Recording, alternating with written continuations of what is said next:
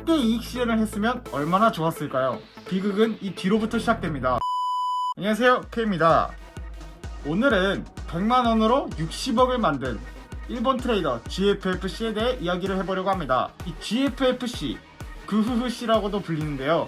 이 그흐흐씨가 100만원으로 60억을 만드는데 걸린 시간은 단 2달입니다. 이 그흐흐씨가 사용했던 매매법과 어떤 경위로 자산을 늘려갔는지, 그리고 마지막엔 저의 생각도 짧게 이야기해보았으니 궁금하신 분들은 마지막까지 영상 시청 부탁 바랍니다. 그흐흐씨는 2008년 10월에 리먼 사태로 인해 시장의 가격이 날뛰고 있을 때 매매를 시작하게 됐는데요.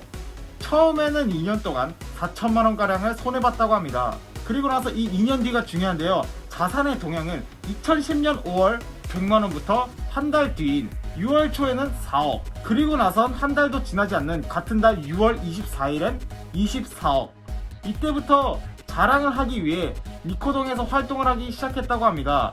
니코동이란 유튜브가 유행하기 전 일본에서 압도적 1위를 했던 동영상 플랫폼인데요. 한국으로 치면 아프리카TV 비슷한 거라고 생각하시면 될 것 같습니다. 그 뒤로 7월 2일에는 33억가량, 하루 뒤인 7월 3일에 60억을 달성하게 됩니다. 이때 60억은 이익 실현을 하지 않은 상태였는데요. 이때 이익 실현을 했으면 얼마나 좋았을까요? 비극은 이 뒤로부터 시작됩니다.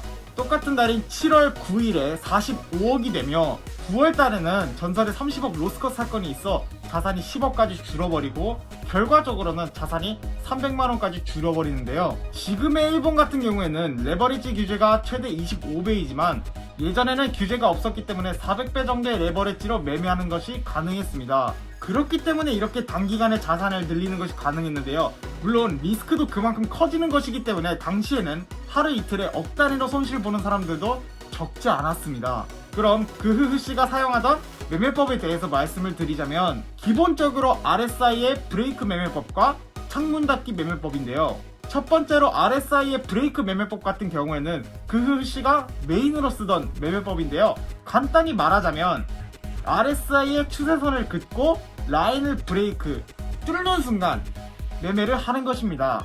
그리고 나서 이익 실현 같은 경우에는 RSI가 80 이상 또는 20 이하일 때, 또는 RSI가 전고점과 전저점에 도달했을 시가 포인트가 되었고요. 손실 같은 경우에는 한번 브레이크, 뚫었던 RSI가 추세선 안으로 다시금 돌아올 때가 포인트가 되었다고 합니다. 매매 방법 같은 경우에는 처음에는 추세선의 방향을 확인하는데요.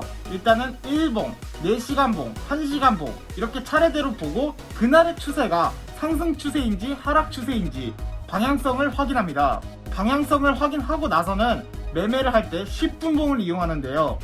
기본적으로 방향성이 애매할 때는 매매를 하지 않는다고 합니다. 얼핏 보면 단순한 이 매매법으로 100만원을 60억까지 만든다는 것은 물론 운이 어느 정도 좋았던 것도 있지만 매매법과 그때 시장이 잘 맞았던 것이 가장 크지 않을까 싶습니다. 게다가 100만원에서 60억까지 가는데 손절은 단 2번밖에 하지 않았다고 합니다. 그흐흐씨는 자산을 늘리기 전인 5월달에도 이 매매법을 사용했었지만 좀처럼 이익을 내지 못했던 게 갑자기 5월부터 엄청나게 이익을 내기 시작했다고 합니다. 그 당시에 그흐흐씨가 거래했던 파운드 같은 경우에는 가격 변동성이 어마어마하게 커 한번 흐름을 잘 타면 어마어마하게 자산을 늘리는 게 가능했기 때문에 이렇게 단기간에 자산을 늘릴 수 있었던 것 같습니다. 지금도 파운드 같은 경우에는 가격 변동성이 상당히 큰 통화 중에 하나인데요. 그 당시의 가격 변동성은 지금의 2~3배 정도라고 생각하시면 될 것 같습니다. 그리고 두 번째로 창문 닫기. 이 창문 닫기 같은 경우에는 월요일에만 가능한 매매법인데요. 지금도 상당히 많은 분들이 애용하는 매매법이기도 합니다. 이런 식으로 차트의 봉 사이가 열린 상태로 시작했을 시에 보통은 그 열린 부분을 메꾸려는 움직임을 보이는데요. 이것을 이용하여 매매하는 것이 창문 닫기 매매법입니다.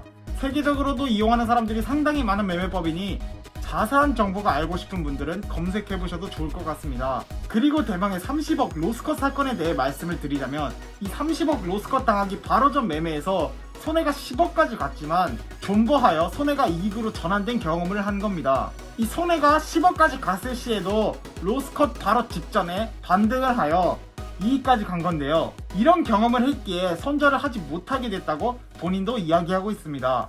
이제까지 이렇게 해왔으니 이번에도 가능하겠지라는 방심을 하게 된 것입니다. 이 단기간에 100만원에서 60억까지 자산을 늘렸기 때문에 자신의 매매법에 대해서도 상당한 자신을 가지고 있었을 것 같은데요.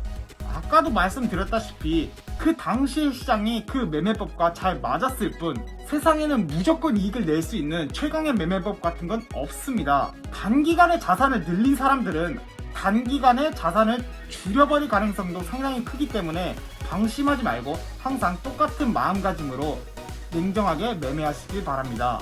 오늘은 이렇게 구후후시에 대해서 이야기를 해보았는데요. 이번 영상에서도 느낄 점은 손절이 역시 중요하다는 것입니다. 오늘도 영상 봐주셔서 감사드리고 다음 영상에서 뵙겠습니다.